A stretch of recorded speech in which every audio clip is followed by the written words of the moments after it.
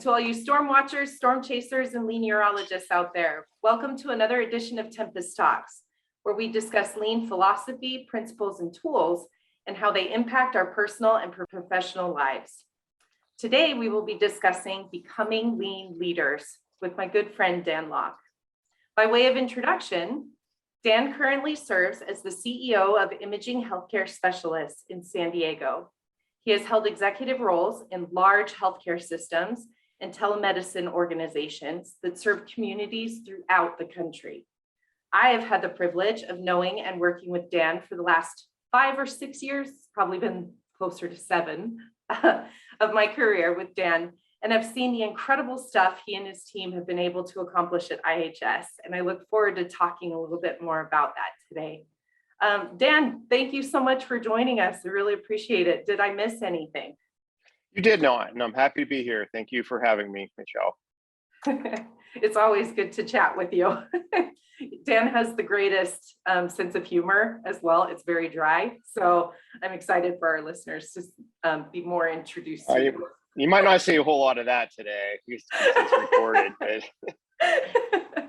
Fair enough. Well, when I say lean leader, what does that mean to you specifically? Yeah, I think it's a mindset. I think people lose the tools and technique, and it's really a mindset. It's a focus on the customer. It's a relentless elimination of waste, and it's a very effective prioritization. And then there's tools that support that. But I believe that is what it means to be a lean leader. And within lean, it's not Taylorism. You involve people. You want to engage everybody that exists in the organization. You want to protect, as a team, each other's livelihood by working together as a team. So I think a pure focus on the customer, engaging the team, it accomplishes a lot of goals. It also supports inclusion and valuing diversity, because unique perspectives are required to thrive in this era, and it always did, but even more so today. Oh my goodness, I'm so glad that you mentioned that it's not just a program that you can implement. It's more of a philosophy and a culture about it. I think so. I'd probably limit it to mindset. Culture, it is part of our culture that, again, focus on the customer and the team that serves the customer and giving them a systematic way to succeed. Yeah, definitely. Well, and I know within IHS, you've made a lot of changes surrounding the systems of things and how it functions. As a leader, what do you think the most important change you've made has been? I hate to keep going back to the same thing. I think people get lost in departments. We can create a confusing sense of purpose, but we're in healthcare. So folks show up at our organization. We're an imaging company. So people show up to get an answer to a question, right? Yeah. Am I okay? Am I not okay? If I'm not okay, what's next? And not only will I survive from a health standpoint, will I be able to afford this? So when people come to us, they didn't choose us because they decided one day to wake up and get a burger or x-ray. They need an answer to a question. So making that purpose obvious and clear through simple metrics, we use a balanced scorecard where quality is the number one priority, period. And safety, of course, is a big part of that. First, do no harm. And so quality for us is accurately answering the question, but patients judge us off of their experience. So the net promoter is a big part of our scorecard. That's not above quality, but it's close because that's what people experience. And then all of that's supported by engaged employees. So what I've changed is a simple focus, I think, and we drive everything around that. Our policy deployment is driven around it. And of course, we have to have a bottom line, and we want to grow because of people demanding that they have access to our services. And why wouldn't they want high quality, great experience given the circumstances, and affordable care? So making that obvious to our organization and why everything we do links to that is probably the biggest change I brought. For the most part, we had a great organization before I came, dedicated people, but they're fragmented and they operated more in a command and control organization versus a organization that's transparent around goals, how we're doing with those goals. Our board deck goes out to a significant number of the leadership, our physician partners. So transparency, clear focus, I would say that's what I brought. The rest, I was lucky to be part of such a good company and have that opportunity. Yeah, for sure. I've seen the difference as well, because I think I met you within the first year of you being there. I believe it was somewhere around Probably, there, not long yeah. after. Yeah. We started with Lean with probably the first 3 months. Had a negative net income at that point in time. As unfortunate events occurred leading up to it, but that was the best bet we had. Yeah. And under the circumstances, and thankfully you and John came in and helped us systematize that focus on a balanced scorecard. Yeah, which is pretty incredible. I've been, working with another client about how to structure their lean process and their lean journey as well. And one of the main things that I've noticed is the difference between a lean leader and a non-lean leader. Do you think there is a difference between the two, or are they roughly the same, just a different emphasis? Leadership is about influence, right? And so there's a lot of famous leaders and infamous leaders that were very good at influencing people, causing them to take action. So by definition, a leader uses influence to cause people to take action. A lean leader, in my opinion, isn't necessarily relying on charisma or other aspects, although that may or may not help. Of course, it's helpful to be liked, but it's not a requirement. Yeah. With lean, you can build a focus on something that you want people to take action around and leave them with a methodology that doesn't depend on a leader per se to continue that momentum. So I would say that a lean leader involves a lot more people, is much more systematic in their approach, and it also enables the organization to thrive without you more effectively. Yeah. And a leader can be anybody that can influence somebody to take action, and that can be good, bad, or it can be in the moment. I think a lean leader has a much longer time horizon. We want this culture to sustain itself forever, right? Ideally. Yeah. And since I'm in healthcare, I think I can safely say people are going to need healthcare. Yeah, that's probably a very safe bet to say that. Do you think that the rollout of a lean journey should be more tool-based or more behavioral-based? So meaning, should the team be taught how to behave when they face a problem, or what tool they need to use when they face a problem? I don't separate it. I think the mindset would be my definition of behavior, and a focus on the customer, right? Fact-based focus, back to the scorecard. So the behaviors are, and we're significantly focused on teamwork in our organization, and Very assumptions, so. dialogue, and discussion is what we also promote. I consider that in support of lean, because as you dialogue to explore everything you need to explore in order to get into the discussion mode, which is really having that serious debate on picking the best route. I think the tools help, right? So you could discuss and dialogue around something without a Pareto chart or without a process, or you could have that. So I think it makes a lot more fact-based to involve people as a team and focus on the results you want to achieve. So yes, the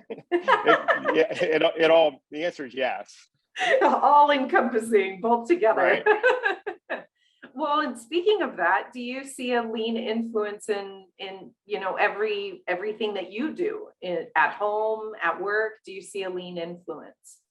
Of course, in how I think and operate, but I don't think you would look at my house and think we've gone crazy with 5S. But there's also, there's some messiness to creativity, and so I live in a fairly creative family with my wife and fashion and things like that, and how I think and operate. But It's permeated. So are there labels in certain areas of our house, in the kitchen? There sure are. Are Yeah. there labels in the storage area? Do we think in terms of how to communicate and work together? Sure, but I don't become the lean tyrant that I am at work, or there wouldn't be a Or household zealot. there. Yeah, or zealot. There would just be me probably. I love it. Yeah, we're very similar in this household as well. As you know me, I'm quite a lean zealot as well. But at home, there's compromises. There's different things that take priority. But definitely the way I think is very lean focused. And why are we doing this the long way? We can do this so much more efficiently this other way, kind of thing. True, but getting lost in a neighborhood and not knowing which way you're going to turn and enjoying the experience, it's probably not a place for lean. Exactly. Could not agree more. Pick your battles in those situations, right? Right. Do you think that lean should be ingrained in the culture of the organization, or is it something that kind of grows with the organization? It's yes. When you say ingrained, I understand the point. I think people react to having something ingrained. Lean to me is rigorous common sense, right? Do you want to look? Do you want to look for a lot of things, or have them readily available? Do you want to waste your customers' time and your own time, or not? And do you want to make healthcare affordable? So I think. And then do you use the best tools? I mean, and is that whether to accomplish this goal? So when you have a patient in front of you and you have choices to make on making sure that regardless of which of our 11 centers you go to for care, that you want to know that each patient's going to have the same level of care, and there's no and each employee can jump in to care for that patient. Those are logical statements that you don't have somebody confused when they go to another location and how to scan a patient and get the report. Our reports are standard and structured for the referring physician. So all of that, if you're a patient, would you like to know what you need and is it readily available and what the customer expects and can you routinely deliver? I think it's, lean thinking. And I don't, is that ingrained or is that logical? Is it something that people can buy into and support? So ultimately it becomes ingrained, and ultimately it becomes part of how you think and operate, but it's really a mindset. And I think sometimes we get in trouble, with the idea that we're ingraining it versus making it obvious that's the best way to go. And it's always a combination of eat your Wheaties and you'll be healthy, but also you want people to want to eat their Wheaties, right? And you want to make it attractive and a win. So I don't see how you can run a company as we understand how to run companies today without lean effectively. Although is as effectively, there's plenty that exist. There's not plenty that sustain themselves over time when it becomes more competitive. If you're the first inventor of wine, it probably is going to be pretty easy for you. If you're the last creator of a product or getting into the market, it's not going to be easy if you don't take this approach. Yeah, that's so true. Oh my gosh, I'm so glad that you said that, because really, if you think about it, the lean philosophy or tools as Toyota, first conceptualized it, if you will, they're very simple. It's very common sense. It is. It's normal everyday thinking. But people struggle with it. Why do you think they struggle so much with it? Is it fear, or is it, how is it? Yeah. I don't know. I mean, I think people struggle with a lot of things in life, right? And so I think when you're so focused on an approach that you want everybody to adopt, it's the struggles are noticeable. But I think if somebody is asked to eat healthier, and are used to doing something that's maybe not healthy and are comfortable with it, I think you're struggling with change. Yeah. per Yeah. se. And I don't think change for lean is it any more unique of a struggle than change for going to a healthy lifestyle. Sometimes Yeah, it's, it's true. more obvious if you just check out of the hospital that you need to change your lifestyle, but Yeah. not everybody does. You'd be amazed how hard it is to get people to adopt a new lifestyle, and it's True. pretty high failure rate.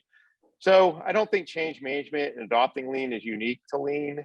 Hmm. I think there is that this commitment to a way of operating and continuously improving around that, and every day, tomorrow always being better than yesterday, and creating Yeah. a culture of tomorrow people. I would say the hardest thing that people struggle with lean, that I think you have to work very hard to overcome, is the idea that what isn't working is Hmm. what you focus on. So Yeah. many people are trained starting in school Yeah. to be in success theater, right? Hmm. All that you want to talk about is what went well, Yes.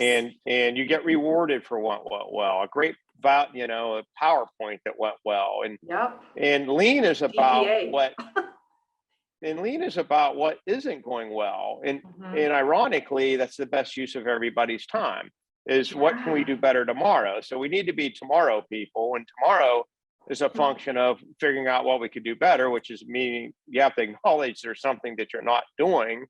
And I Yes. think there's discomfort in that. And I think the Totally. discomfort is they come from organizations and society where success or failure is viewed as a judgment of the individual versus opportunities for improvement is what's going to save you in the long run. And I think that's the big thing that you need to get everybody confident with, that identifying opportunities for improvement is success theater, right? Yeah. That is what Yeah. you're looking for. That is what is going to help you prevent injuring a patient, or reduce dramatically the likeliness of layoffs, is looking for what you can do better. Inherently, your people take that as looking for what maybe they did wrong, and it's Mhm. unfortunate that anybody would feel bad about opportunities for improvement. But I think Totally. that's kind of ingrained, and that's probably the biggest challenge with lean. And we're working on that every day, but it's Oh come a yeah. long ways. People now very comfortably show up with an action plan that has a big red dot on it, because they need to enhance the focus. They need to get the Mhm. resources they need, and it's viewed as a flare versus a scarlet red dot that you got to walk in public with. Well, everybody shames you. It's changed dramatically. Oh, it definitely has, 100%. I couldn't agree more. I think it's about breaking habits, like you were saying.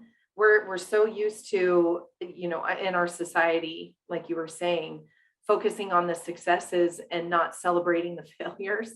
I know it's a weird phrase to say, celebrate the Right. failures, but really, for lean to work, you have to celebrate the failures because, hey, I found it. I found a problem. And Right. now we're going to work on it and we're going to fix it and eliminate it. It's kind of a different motivator, if you will. It is, Um, and it's an atomic. There's a book out, and I read a fair amount, but the latest one is Atomic Habits, and huh. I was reading, and I was about halfway through, and they were, it felt like lean for humans, right? For your daily habits, if that makes any Uh-huh. sense. That's probably why it's called Yep. Atomic Habits. But halfway through the book, or some point, it referred to the Toyota production system, and I found that Huh. amusing. But Yeah. the idea that you focus on the leading indicators, the things you got to Mhm. put in place, constantly learning, constantly improving, and next thing you know, you're there, right? Yeah. Or you're Yeah. somewhere better than you were, and then the next there is, of course, fuzzy. But if you keep iterating towards it, you'll get there. And it's Mhm. it's amazing that people love video games because of constantly learning and constantly failing, and then they keep trying and trying, and they would never do it. They would never golf, if it wasn't Yeah. for constant learning improvement. And to me, lean just needs to be golf or video games or whatever you're into. I hadn't thought about that. I hadn't thought about it Competitive that way reading, before. yeah. Yeah. Well, then that brings me to another thought. So then do you think lean thinking is a driving force or a motivator? I think the motivation is delivering value for us to a patient to answer that question correctly and not throw their money away and create an environment that people enjoy, or at least at a minimum feel fulfilled and accomplished and being part of. Yeah. So that's the motivation. I think, why you would use lean is because you want to do those things well.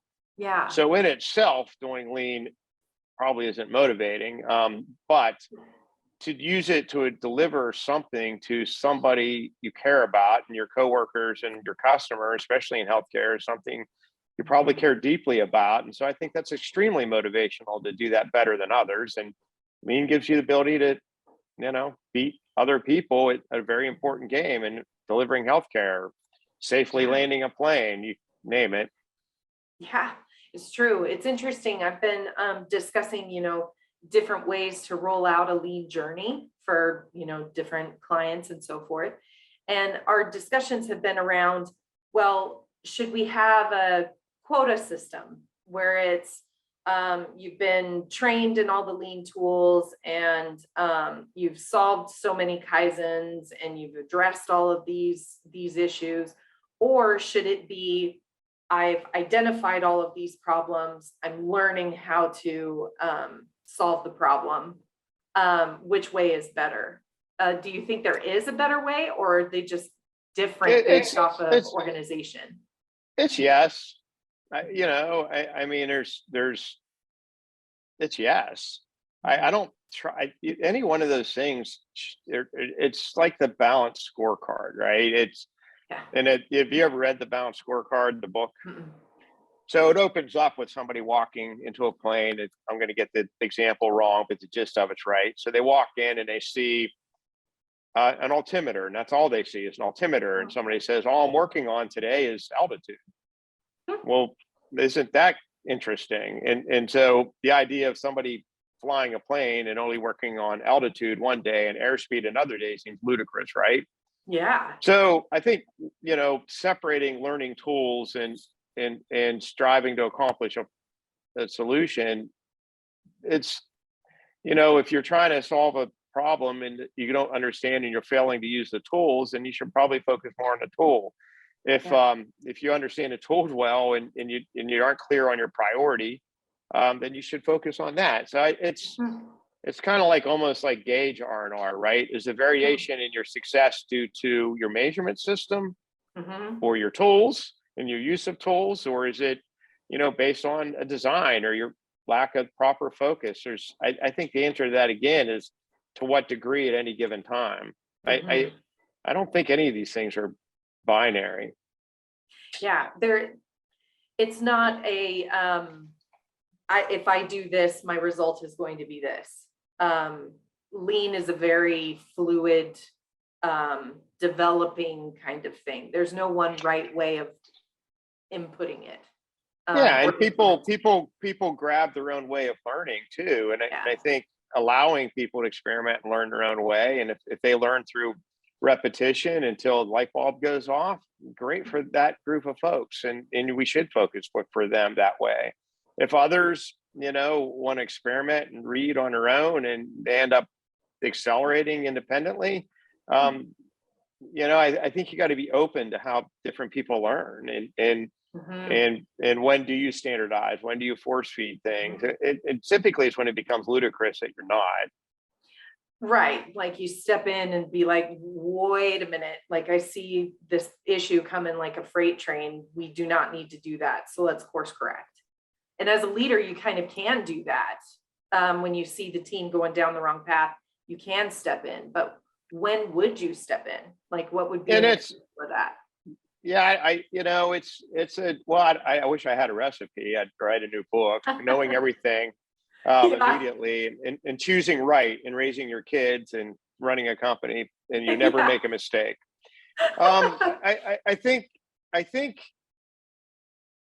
it's just the idea that you care enough to constantly ask what's working and what's not, and you're continuously. I think the continuous improvement applies to what you're improving, but also how you go about improving.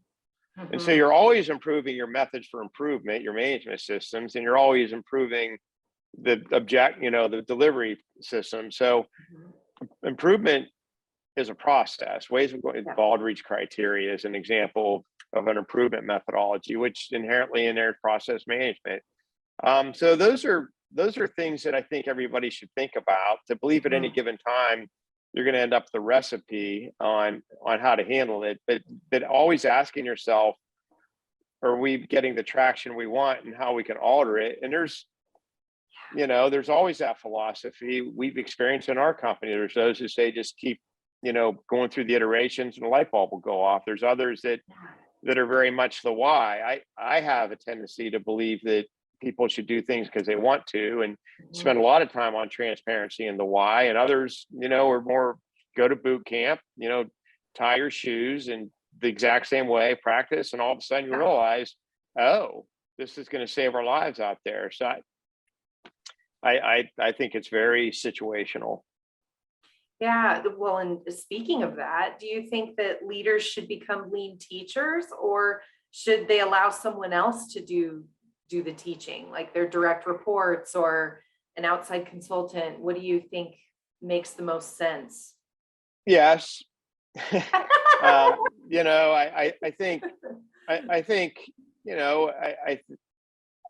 think teaching lean gets lost in the tools as well. Agreed. So do I think there's people that are exceptionally good at 3P?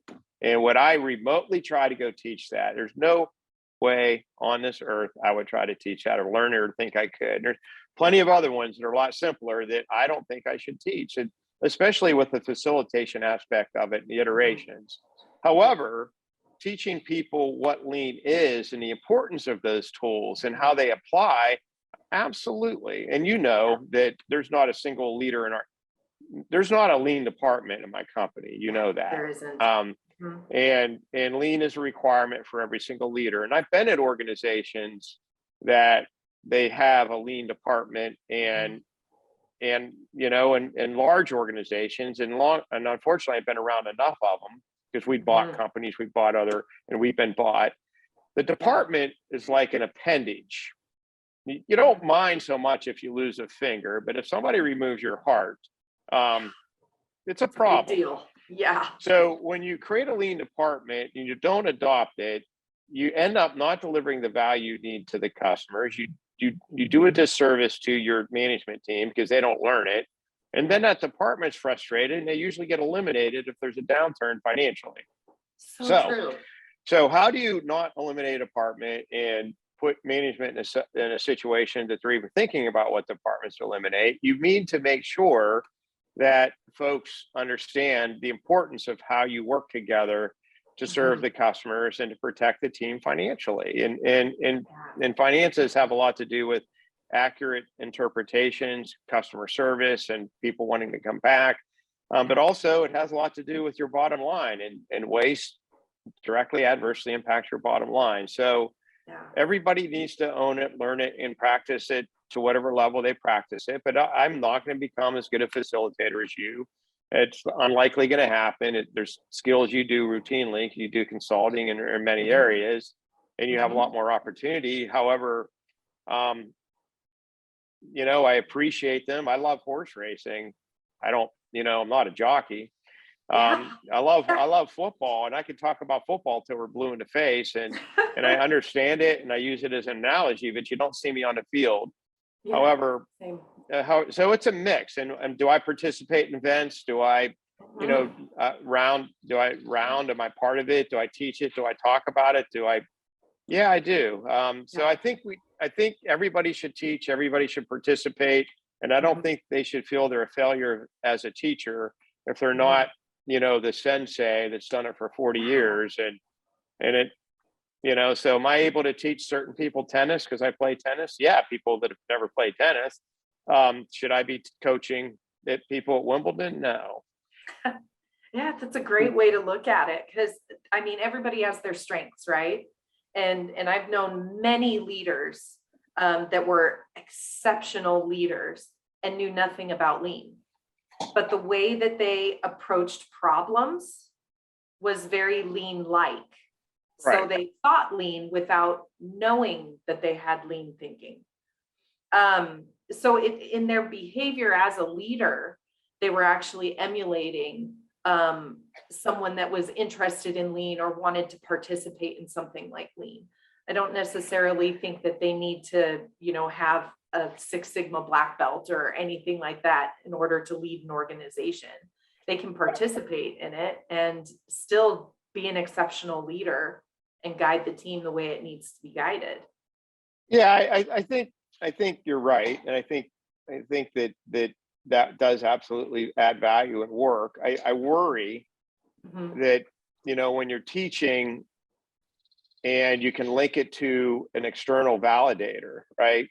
And so the ability to say this is what we're teaching, and there's a lot of different views, and there's always different views that you can't make improvements until you have standard work and others, and you can look this up. You'll see 50 lean people on either side of it arguing this, and it's kind of a waste of time. But the idea that you can point people to an external validator of the tools and techniques, how to do them, it allows them to go on a learning journey. So if you have natural instincts that reflect lean, likely you do if you're successful at prioritization, aligning people, understanding there's steps that could be better or not. However, you may be limiting the ability for knowledge transfer if you don't use outside validators. And I bring in outside experts, and then quite a bit. It's awesome. You were one of them, but also expect every manager, myself included, to understand the principles and apply them to whatever level they can at the point in time they need them. But I'm trying to figure out when you wake up, when you can apply them. I mean, it's every circumstance has some situation that merits an understanding of a root cause or a process design, or even just a way of aligning problem solving. And I lump A3s into lean, others wouldn't. So it's yes again. Can a leader be very successful because they have natural instincts? Absolutely. Are they as likely to be able to systematically pass that knowledge on instead of having people study them like an anthropologist and figure out and write their own book about a leader they followed? It probably hampers the organization's growth and learning. That's a really good way to look at it, because I mean, there's hundreds of leadership books out there, hundreds. But the ones that probably have made the most impact on me, and it's probably because I'm a lean person, are the lean leadership ones. The books that are about lean leadership and how a lean leader came in and changed things around and stuff. Those are the ones that have been most impactful for me.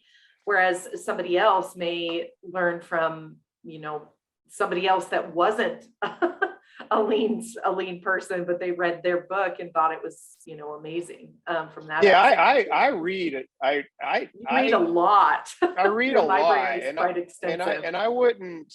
I don't view. I mean, a lot of leadership books, stewardship. One could argue good to great. Management book, Rucker, Practice of Management. I think Range is a very interesting book. I mean, because what can happen, and it's there's a lot of and there's the antithesis of it with Outliers, Malcolm Gladwell's book, which is the 10,000 hour rule. You become an expert at something, and then there's a lot of professional segmentation, expertise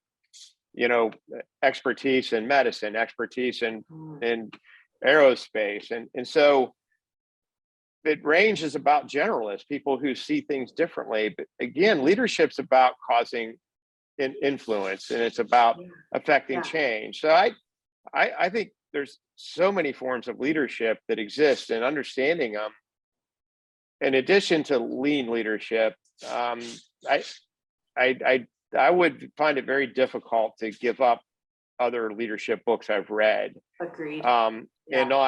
And limit it to lean. However, lean is very helpful in giving people the ability to be empowered to align their work together without having somebody tell them how to do it. Go do it this way. So I wouldn't recommend sticking to any one style of leadership and I think lean is often technique Yes, exactly. And so it's Well, and that circumstantial. might be why I was drawn to them, because of my experience and techniques. So then those kinds of, books, if you will, resonate maybe more with me. Even though I've read the other ones, but one of the most incredible ones was about Gandhi that I read, was about Gandhi's life and how he created influence in what he did. And we know most leaders don't need to go to those types of drastic measures of Right. hunger strikes and so forth, but his philosophy on leadership was amazing. And reading a lot of his quotes and so forth are quite motivational as well. Oh, absolutely. I mean, Yeah. and there needs to be a Sports. why. Sports too. There needs to be a why to apply something. Yeah, and like Yeah. the starfish and the spider is about leaderless organizations, right? So Wikipedia, or Huh. do you remember Linux, the operating Yes. system? It was crowdsourced. Nobody taught lean. I think understanding those dynamics in human nature matter. Yeah. Yeah. However you learn to be a leader is a great path if you successfully lead people towards something that they appreciate. So I would never dismiss any style of leadership. Yeah. Agreed. What advice would you give, maybe somebody who's new to leadership, trying to influence change in their organization and maybe are struggling to get buy-in? What would you recommend to them, or what advice would you give? I first of all, start trying. I mean, start. Yeah. I lean on reading a lot. I also had, I was fortunate to learn from a lot of folks too. Sincere interest in people and their well-being can, there's all types of leadership, right? There's reverent leadership, there's expert leadership, there is Servant leadership. certain there is. And so Yeah. you could, formal power. So somebody can be a leader just because of their expertise or authority, or so I think taking the time to understand the different styles of leadership, I think taking the time to understand how to, in many ways, lean reduces variation in leadership. It makes it easier to lead because you can help people work together without a lot of confusion. Yeah. So my advice is jump in, learn from others whenever you possibly can, and perpetually reflect on it. And there's so many resources out there that you can use, whether now everybody can sit and listen to a podcast and get all the books that I read by just sitting around. And I think they're, lazy, but just kidding. But I mean, the minute you care about making something different than it is today and willing to strive to do that, you've become a leader. The minute you decide to affect change with a group of people, you're a leader. And then now, how do you get good at it? Well, there's so many paths you can take. And I would suggest you experience all of them enough that you develop your own repertoire. And I think lean is also a very useful path. I think it's enhanced with other paths as well. Yeah, I couldn't agree more. I think that's why in recent years, there's been more of an influence, or not influence is the wrong word, but more emphasis is the word I'm thinking of. There's more of an emphasis on the soft skills of leaders versus, versus their technical knowledge or expertise, skills. There's been a strong influence on, or emphasis on, soft skills and communication style, and how do you build teams and that kind of stuff, that's been coming out. And what's interesting about it is, my style of leadership is not going to match your style of leadership, and it's not going to match somebody else within your organization either. That's where that diversity piece comes into play, right? Yeah, diversity is huge. Diversity matters a lot. And I don't, diversity to me is of thought, experiences, knowledge, skills. of course, all that is shaped by your background, Mhm. and so my team, I am very uncomfortable with people that are all the same. I mean, my Yeah, team has me very too. diverse, and I bring in people if we are all the same. And Elliot is very unique to Scott, very unique to Ken, and John's very unique to me, and you're unique to John. But I love that. If people get used to the idea that conflict around a common goal with the intention of leveraging each other's different perspectives, that's the best way, period. Yeah, So I think leadership is valuing diversity by definition, because you need those perspectives to succeed. And I routinely seek out, and you've seen this. Yeah, I mean, you've met them, you've talked to Elliot separately. Scott is, and Laura brings a whole different perspective. So these folks and their uniqueness, and I mean, the Anita, yeah, the clinical leadership, Dr. Buckley. I mean, I don't understand how to survive without all those unique perspectives, and especially for us when we need to reflect the community we serve. And healthcare design is also the environment you create. And that means when somebody walks in, how they feel, they're going to want to feel like they fit in. And so that's important for us as well, totally. that our team is the community, if you will, and those different perspectives help us design healthcare. And there's also different perspectives in how you manage it, Yes. and when do you use command and control? When is it just humble inquiry and trying to understand? And some people are better at that than others, Yeah, for sure. for I know sure. I have, my weakness can be my intensity, and my strength can be my intensity at any given moment. Yeah, agreed. I feel the same way too. That's why, me personally, I think there is a difference between mentoring and coaching. Because in my mind, when I'm coaching somebody, I'm correcting something that is going to help them learn, right? When I'm mentoring somebody, it's more maybe something's not necessarily wrong, but I'm helping develop their leadership style, if you will.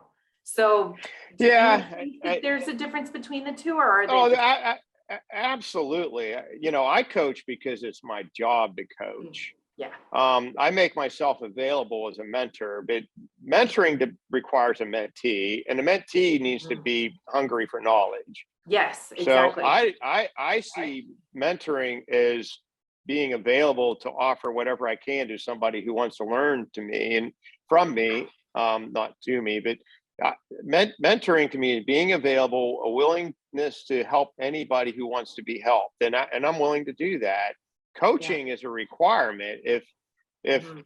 we're not going to succeed at delivering care, and because of somebody's backhand isn't going to hit the tennis ball where it needs to go, I need to Yeah. coach, and that is absolutely changing a pattern. But it's always a why, in order for you to Yeah. make that Yeah. shot, for us to improve our customer service scores. And think about it this way: but coaching is a proactive sport. Mentoring is an openness to helping whoever wants help in however way they want it, my view of it. Yeah, I agree. I completely agree. And there's good and bad ways to do both too. Right? So like there's poor coaching that can occur. And there's good coaching that can occur. And it depends on the person receiving it on the receiving end. Um, Yeah, yeah. and it's and it yeah, and I don't think it's receiving it at that moment in time. Yeah. I mean, some of my best coaching that I've received at the time seemed painful, and Yeah. it Yeah. seemed True. callous. It seemed callous, and this the best thing I ever learned came from the Mhm. people that were willing to. They weren't worried about me liking them. They were worried about my success, Yeah. and I found that to be immensely helpful. That's a really And good point. others that were more worried about having a enjoyable relationship didn't help me Mhm. as much. So it's very circumstantial in how people receive it. Sometimes coaching is letting somebody sink or swim and learn on their own, and they maybe think you should have helped them more. So you're right. It is very dependent on the individual receiving it. It's also dependent on the individual giving it. And I know for sure in my past life, I was often not in a position to judge whether this person was effectively coaching me or not, because they knew better at that point in time than I did.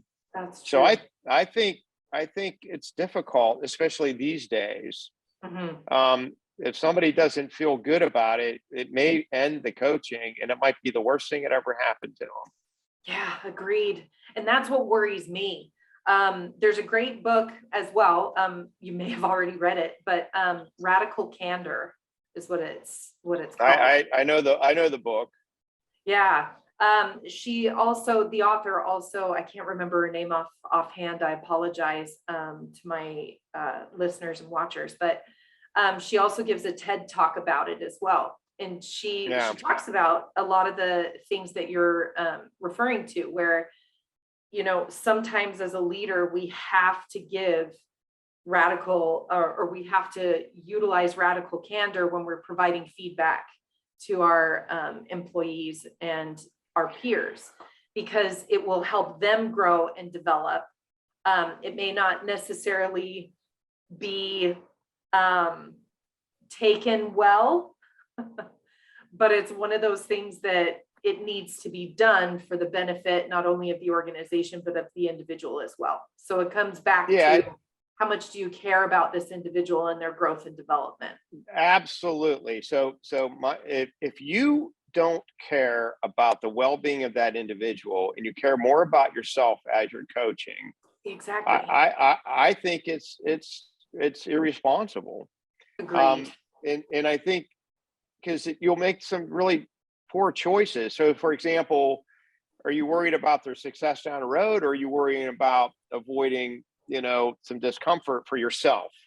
Of course, you want people to be as comfortable as possible. Of course, you want them to feel good and intact when they go home, or at the moment, ideally. However, if you're trading off your comfort for theirs and their success for yours, I don't think you're coaching, and and so I do believe in radical candor, and it doesn't always need to be candor, and there's other ways to communicate. Yeah, exactly. There is a serious risk of communicating in a manner that you hope they connect the dots, and you're counting on them and to explain it in a way that I've run into so many times where somebody has thought they've communicated something directly to somebody. The individual interpreted it completely differently, and they both ended up in a very, very poor spot. So do you care about the well-being of others? Do you care about their success? Do you care about that in the context of what the company's trying to accomplish, not your personal opinion of what they should or shouldn't do, but can it directly link to, for us, improving patient care, for us, improving a team's ability to deliver care? So, or is it just your pet peeve with people? And that's not coaching, that's just selfishness. Yeah. Well, and I've been in situations where I've had my leader, and this is a long time ago, my leader trying to coach me to become them. And that's not necessarily good because my personality, my experience, my life experience is totally different than theirs. So me becoming exactly like them isn't going to make me a successful leader in my journey. I need to create my own based off of my experience and my learning and mentoring that I've received from that. So it's interesting, like the leader, you're absolutely right. The leader needs to have empathy and caring about the individual before they attempt mentoring or coaching. Yeah, and it's interesting to me. And there's times that I'll try to coach somebody, and I'm not good with that individual, and I'll get somebody else that I think would be a better fit, and I'm okay with that. and I don't dismiss the individual or get away from them. And the other Yeah. thing I find very interesting about coaching, as you were talking about this, it has a lot to do with valuing diversity as well on when to coach. So we have an individual, and I'm not going to go into too much detail because I assume this is public. So their job requires very structured thinking, Yes. and they're extremely good at their job. And then, they'll do something that'll irritate somebody because of their structured thinking.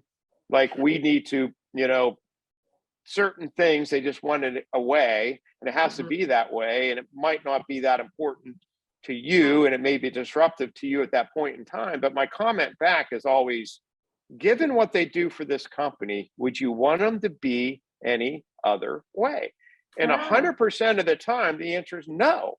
And who else other than this individual with this skill set would do that job? Do you want to go do that job?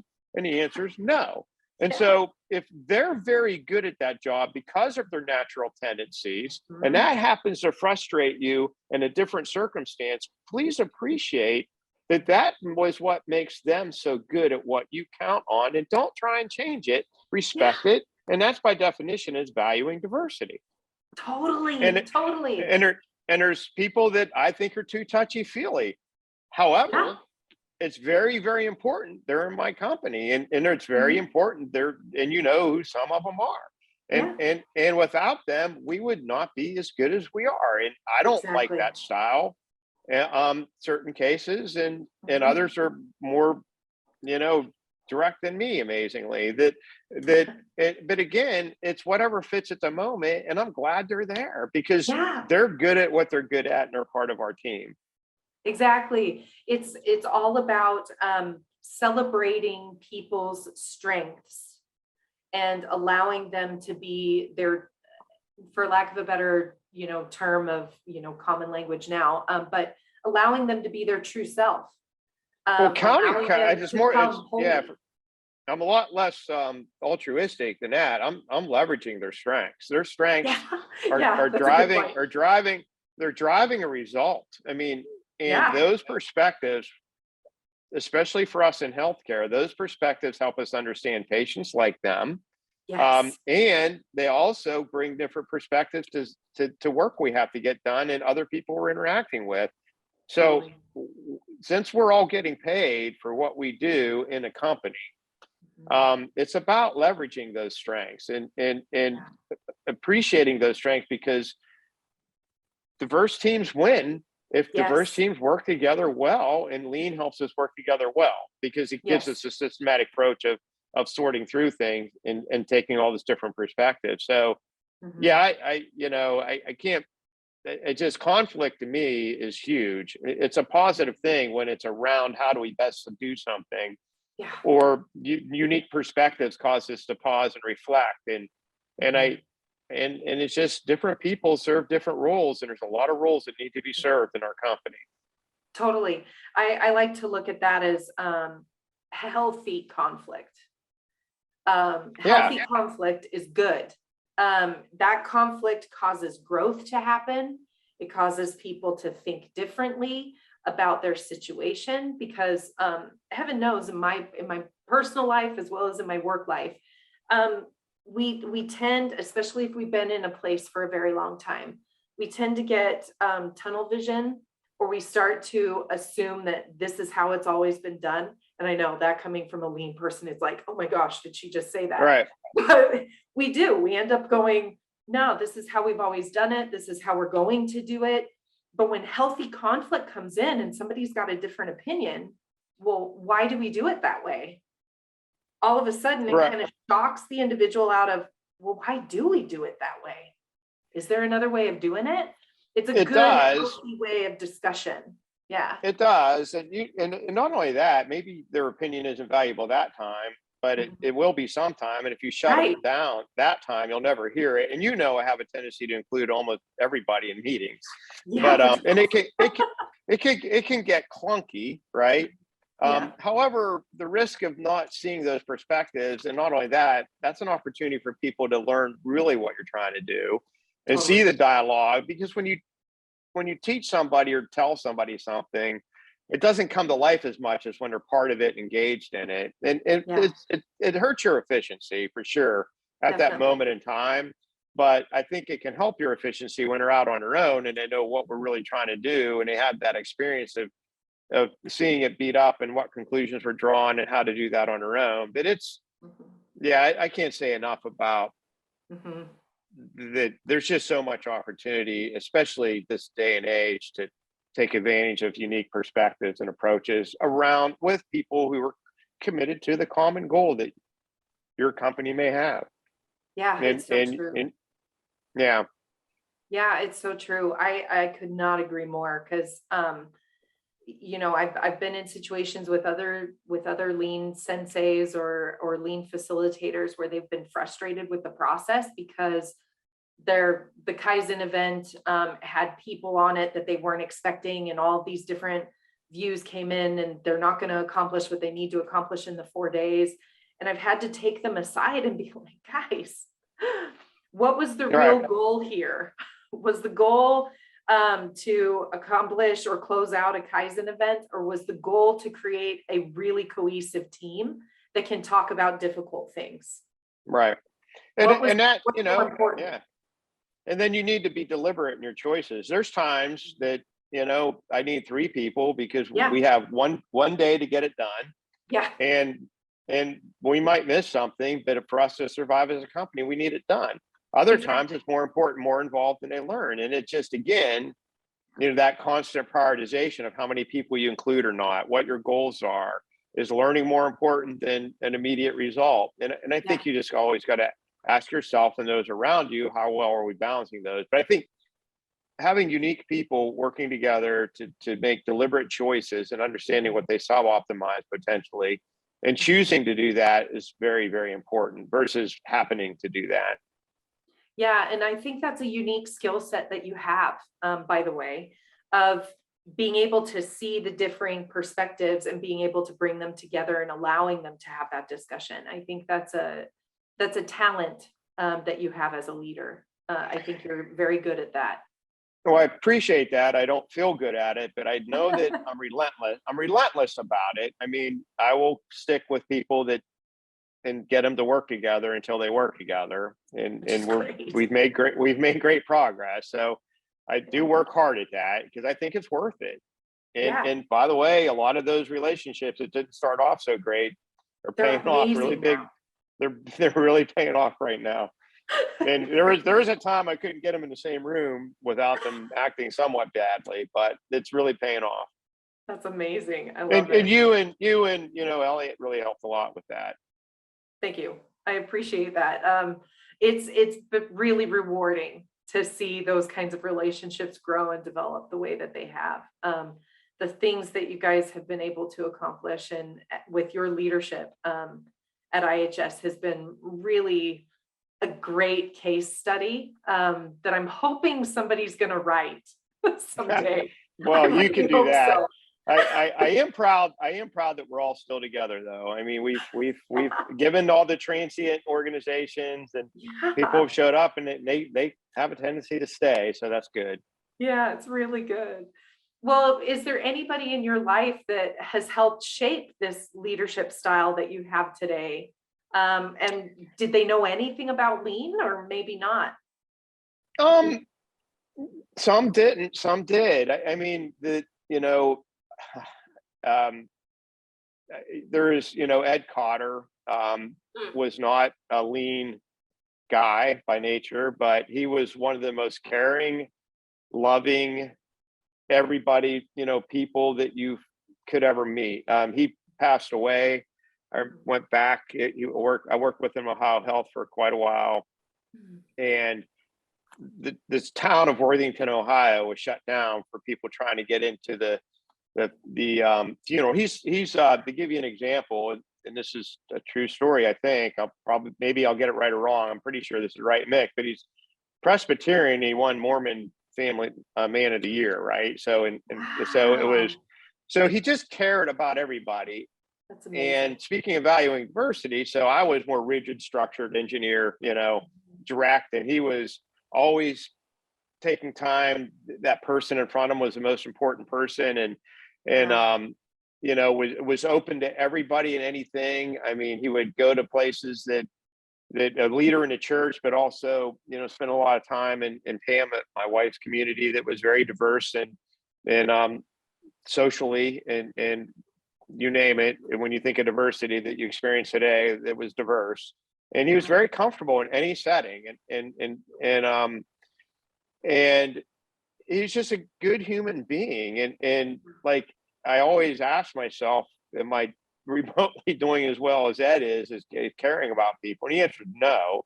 But he valued me and how structured I was. And so the two of us together, worked out. But I always try to do as well as him. And then there's, Tom Ciccarella from Honda, and Rick Mayo from Honda. I learned a lot from them. There's so many different styles of leadership. Nancy Schlichting was an amazing leader in healthcare. Mhm. She valued lean. I wouldn't call her a lean leader, but yeah, I've had a lot of opportunity to be around some great people. Al Purcell, he adopted me in many ways. He won a Baldrige Award in Xerox. He won a Baldrige in St. Joe's Hospital in Missouri, and I've been very lucky to be around people. And there's still people today, like I consider, I learned from you. I learned from Dr. Snyder, Dr. Buckley. Scott. I feel I learned from everybody. So Ed Cotter, Al Purcell, those two very specifically. I'm very lucky, and Ed and I still would be in touch. Al and I still routinely talk. I've been lucky. Yeah, I feel very much the same way as well. I've been incredibly blessed throughout my career to meet some very unique people that, like yourself also, that have taught me different things about my leadership style. And I've changed, changed little aspects of it. When I see something that I really like or really want to emulate, I've changed to try to become a little bit more like that, in how I approach people. There's a real famous activity that Covey does, which is, unfortunately, the setting is a funeral, but what do you want your leadership legacy to be? How do you want to be? Right. Your description of Ed's funeral sounds like the epitome of the Covey exercise, which is how, what do you want people to say about you? Because they'll very rarely remember what you say, but they'll remember how you made them feel, is the famous quote that comes from that. I've always kept that in the back of my mind, thinking like, okay, I remember that from that individual. I remember that one from that one. But likewise, I've been extremely blessed, and thank you for being a part of that as well in my development. And Covey's another great example of a book, The 7 Habits, and begin with the end in mind, and independence before interdependence. And a lot of that's leadership, and ability to work with people in an effective way. It is. Well, I appreciate you too, Michelle. Thank you. I'm glad that we're staying in touch, and and I'll continue to remember your example too. I'm not quite satisfied with you deciding to take a job that you don't get to spend as much time with us, and I'll probably hold that against you, and it'll come back to haunt you in a very negative way at some point. But no, it's been a great relationship. There's that humor, folks. There's that humor, right? So if something does happen to her, it wasn't me. That was a joke. Yeah, of course. And now I'm knocking on wood to make sure that I didn't curse you or me or anybody. So I'm sure it'll be totally fine. All right. Well, do you think we missed anything, or did we cover everything? We always miss something, but I think this has been a great conversation. This has been awesome. I really appreciate you taking the time out of your busy schedule, and supporting me in this, and our viewers. And Hopefully we'll be able to have a discussion like this again in the future. I'm sure we will. I'm sure something will come up. Wonderful. Thank you so much. I love your insight always. Please feel free to continue to send me your library request, recommendations. Absolutely. That would be amazing.